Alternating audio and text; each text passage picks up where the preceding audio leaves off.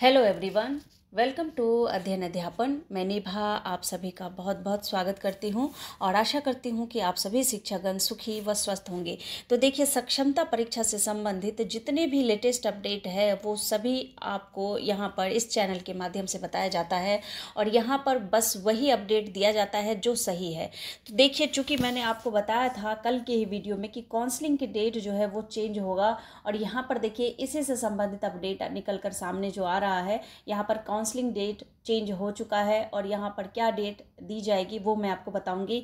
इसके अलावा किनको शहरी क्षेत्र मिलेगा, बहुत ही इंपॉर्टेंट अपडेट है।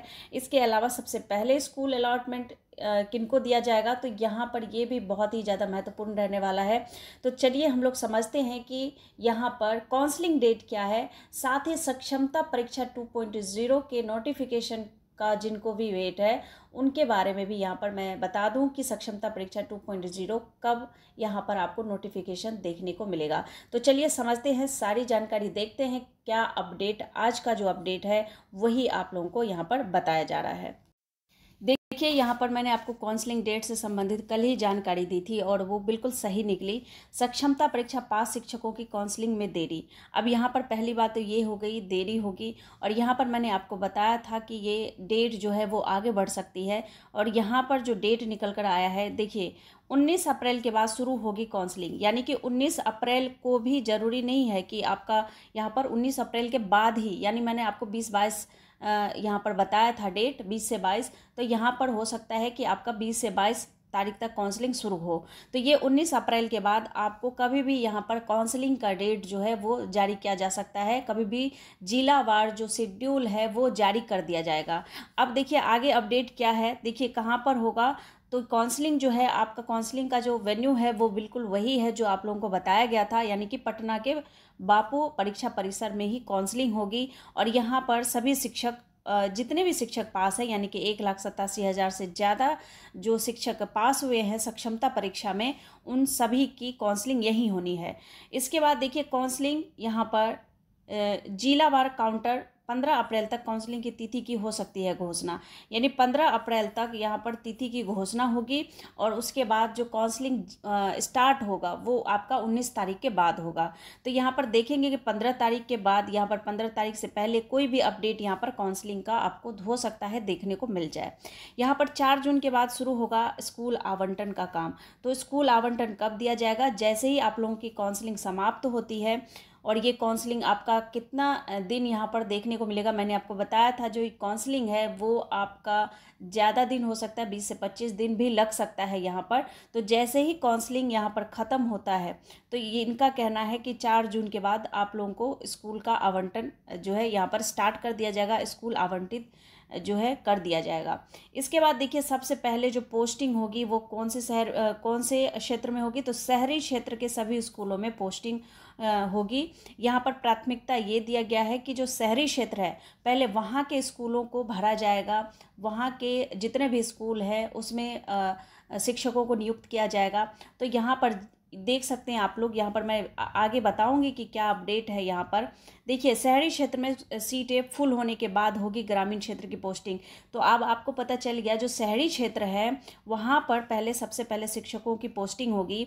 तो यहाँ पर जो भी आपके मार्क्स है 120 प्लस है, 90 प्लस है और यहाँ पर 80 प्लस है, तो देखिए 120 प्लस होगा तो शहरी क्षेत्र में पहले इनका नंबर आएगा, फिर यहाँ इनका नंबर आएगा, फिर इनका नंबर आएगा। इसके बाद भी अगर जगह बची तो यहाँ पर 70 प्लस का भी हो सकता है। कहने का तात्पर्य है कि यहाँ पर सबसे पहले शहरी क्षेत्र के जितने भी स्कूल है उसको भरा जाएगा, उसके बाद जो बच जाएंगे शिक्षक उनको फिर यहाँ पर ग्रामीण क्षेत्र में पोस्टिंग की जाएगी। तो शहरी क्षेत्र पहले फुल हो जाए उसके बाद ही ग्रामीण क्षेत्रों में आप लोगों की पोस्टिंग होगी।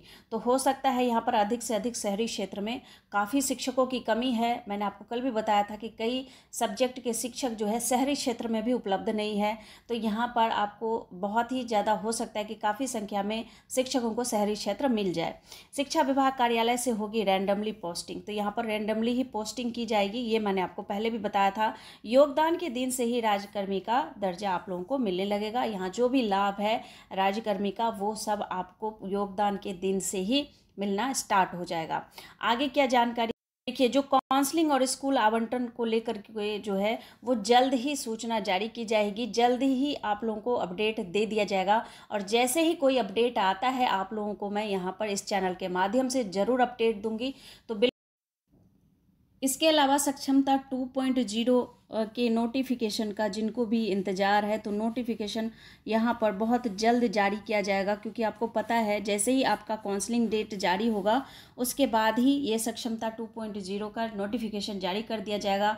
कब आवेदन करना है उन सभी चीज़ों का जो इन्फॉर्मेशन है वो नोटिफिकेशन में दिया जाएगा, क्योंकि आपको पता है जो आपका एग्ज़ाम होगा वो मई लास्ट या जून स्टार्टिंग में आपका यहाँ पर एग्ज़ाम देखने को मिल सकता है। और अगर ये मई में एग्ज़ाम लेते हैं तो इनको बहुत जल्द नोटिफिकेशन जारी करना होगा, तभी ये मई में एग्ज़ाम ले पाएंगे। तो कम से कम 1 महीने का तो गैप मिलता है नोटिफिकेशन से लेकर फॉर्म अप्लाइंग तक। तो अगर इनको एग्ज़ाम लेना है मई में तो ये जल्दी ही यहाँ पर नोटिफिकेशन जारी कर देंगे। तो बिल्कुल यहाँ पर इस चैनल पर आप लोग बने रहिए। मैं यहाँ पर आपको बिल्कुल सही और सटीक चीज़ें ही बताती हूँ। जो सही चीज़ रहती है, सही इन्फॉर्मेशन रहती है, वही मैं आप लोगों तक पहुँचाती हूँ। तो यहाँ पर जैसे ही कोई अपडेट देखने को मिलता है तो आप लोगों को यहाँ पर मैं सूचित करूँगी। इसके अलावा देखिए, आपकी छुट्टी से संबंधित क्या अपडेट है, क्या कल या रामनवमी को आपको छुट्टी मिलेगी, इसके बारे में देखिए क्या अपडेट दिया गया है। देखिए, यहाँ पर कल भी मैंने आपको बताया था 2 लेटर यहाँ पर जारी किया गया और तीसरा लेटर यहाँ पर कहें तो SCERT का भी जारी किया गया। और यहाँ पर शिक्षकगण कन्फ्यूज है कि छुट्टी है कि नहीं है। यहाँ पर कभी लेटर जारी कर दिया जाता है, फिर उसे कहता है कि ये फर्जी है, ये सही नहीं है, लेकिन लेटर तो जारी हुआ था। और यहाँ पर देखिए, शिक्षकों को ईद रामनवमी की छुट्टी पर गजब का कन्फ्यूजन पेपर में भी आ गया है, न्यूज़ में भी आ गया है। शिक्षा विभाग ने कहा कि 8 अप्रैल को जारी छुट्टी वाला पत्र फर्जी है और SCERT बोला दोनों दिन छुट्टी रहेगी, प्रशिक्षण नहीं होगा।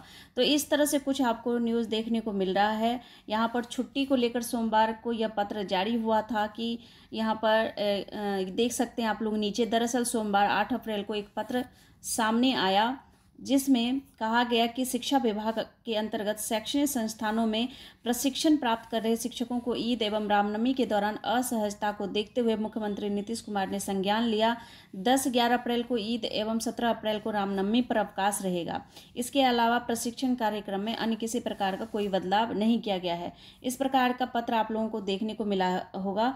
इसके बाद देखिए, मंगलवार को शिक्षा विभाग की तरफ से जारी पत्र में कहा गया कि प्रशिक्षण कार्यक्रम में किसी प्रकार का कोई बदलाव नहीं किया गया है। और 8 अप्रैल को वायरल सरकार का प्रेस नोट विभाग की ओर से जारी किया गया है। यह पूर्णतः भ्रामक एवं फर्जी है। मैंने आपको कल जो बताया था वो लेटर सही में जारी किया गया था, लेकिन बाद में इन्होंने ही कहा कि ये फर्जी है। SCERT ने क्या कहा कि पत्र लिखा कि राज्य के विभिन्न शिक्षक प्रशिक्षण संस्थानों एवं SCERT पटना में आवासीय प्रशिक्षण संचालित 11 अप्रैल को ईद और 17 अप्रैल को रामनवमी के दिन राजपत्रित अवकाश घोषित है। इस दिन प्रशिक्षण स्थगित रहेगा। लेकिन कुल मिलाकर कहें तो इस पर यहाँ पर क्लियर जो है कह सकते हैं बात निकल कर नहीं आई है कि छुट्टी आपको दी जाएगी। तो कुल मिलाकर यहाँ पर कन्फ्यूजन ही बना हुआ है और कहें तो यहाँ पर छुट्टी नहीं दी गई है, ऐसा ही कुछ संकेत देखने को मिल रहा है। इसके अलावा और क्या महत्वपूर्ण अपडेट है वो भी देख लीजिए। देखिए, यहाँ पर लगातार जो नियोजित शिक्षक हैं उनका जो यहाँ पर थंब इम्प्रेशन है, बायोमेट्रिक मिलान है, जांच पड़ताल डॉक्यूमेंट का लगातार चल रहा है। और जो भी फर्जी शिक्षक हैं उनको निलंबित किया जा रहा है और इनके जगह पर जो भी सक्षमता पास शिक्षक हैं उनको नियुक्त किया जाएगा।